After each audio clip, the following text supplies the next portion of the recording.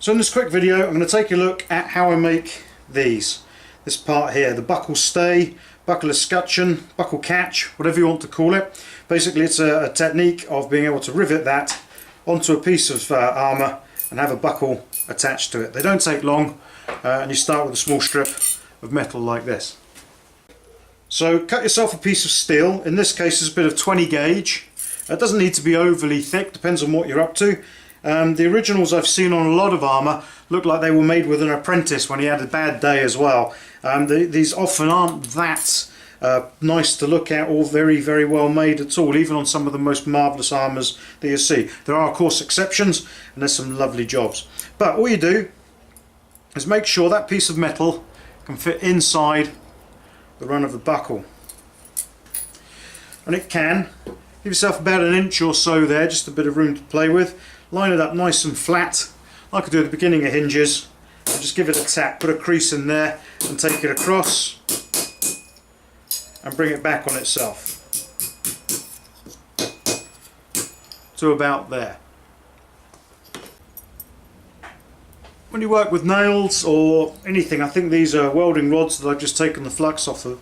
Get yourself a series of different diameter rods like this, and you find a rod that's just a touch bigger than this part here of the buckle. In this case I'm going to use that one.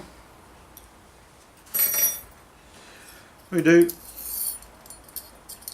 push it into the slot you've made there, take it just past, bit of tamp down, take it just past itself off the edge of the anvil there and give it a tap so that it's catching this piece now. And then I use a chisel that I've blunted here. You've seen me use this before on hinges and so on. Just push that on the crease that you've made and give it a tap. It just tidies up that piece of work there, makes it look a bit smarter. Get this bit here pushed back flush. So now I'll give it a couple of taps like that and then just one for luck on the top. And there we are, ready for the next part.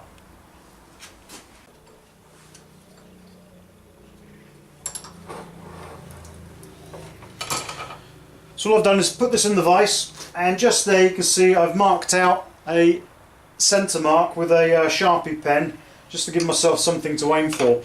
What I'm going to do is I'm going to grind that out now using a 1mm slicking disc.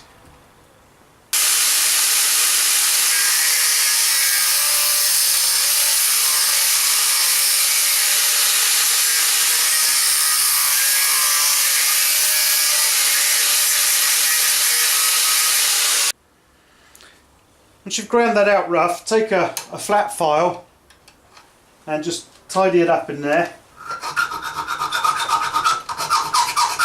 What's possible to do is show you. I use my left hand. You get the idea. What we're doing is making sure everything's flat and 90 degrees in there.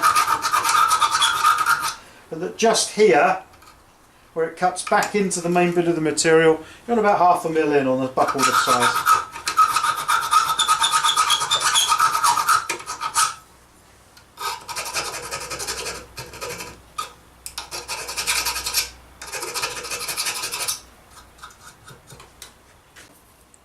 So there's the stay cut out, ready to receive our buckle in a minute. Now all I've got to do is lift that off quickly. What I've got down here is a couple of chisels, a thinner one, and then the one you saw me use earlier in case you needed a bit of extra leverage. You can even gently pry them open like that. Because it's 20 gauge, I've got these long lengths here, I can open that up there. I've just spotted while I've been doing this a bit of a burr inside here which will interfere with the buckle, so just give that a quick go. And then get your buckle.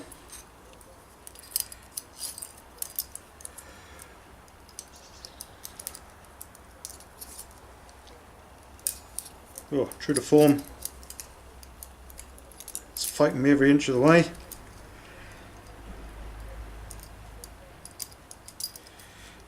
your buckle, slot it in, and then close that back, give it a touch,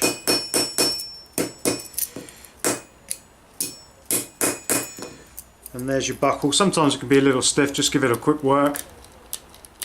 If it gets really stiff, put this bit in the vise and get some pliers on there, but it probably means your diameter through here isn't enough. And that's pretty much it. Now I've left it on this long tang because what I'll do now is drop in the hole here to be able to attach it to the metalwork, to the armour. Now a lot of the time these things are really simply just cut off in very basic form. Sometimes there are all sorts of artistry on there, but in this instance I want a nice straightforward simple one. So what I do is I take it over the pillar drill, drill a hole, and we're done.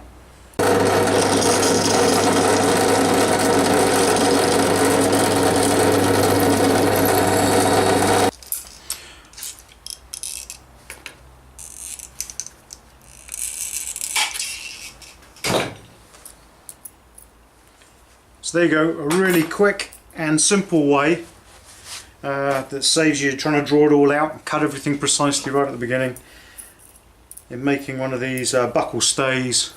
I've heard them called buckled escutcheons, buckle fasts, whatever they are, the bit that holds the buckle to the armour for you. A nice simple straightforward way of doing it. When you get up to speed and you've got all the tools going, you can do one in about 3 or 4 minutes really, they don't take long. So there's a quick overview of the tools that I've used. Whether they did it historically or not, obviously they weren't using electric devices, they might be using a normal file like that, or they might indeed be laying the strip out and chiselling out a centre line. It's kind of 6 of one, half a dozen of the other, to be honest. When I'm up to speed and we're running and I've got to do say 20 buckles or something like that for a particular harness and hinges and so on, I find this to be the quickest way. So a quick review: you've obviously got your metal and your soft facing hammer there so that you can bend it across, get it all going. You can drop in different diameters of rod depending on the size of the buckle and sharpen up that mark with a chisel. Soft face chisel there, round face chisel, and hammer. Mark your centre line, grind that out if you don't have a grinder, file that out and tidy it up with a needle file.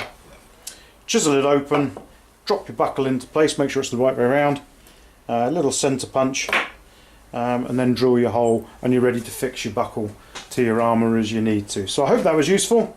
As ever, like and subscribe, all that sort of business that we're supposed to do on these things. And if you come up with any ideas or any thoughts or anything you'd like to see me have a go at trying to explain, by all means drop a comment below and I'll do my best for you in the future.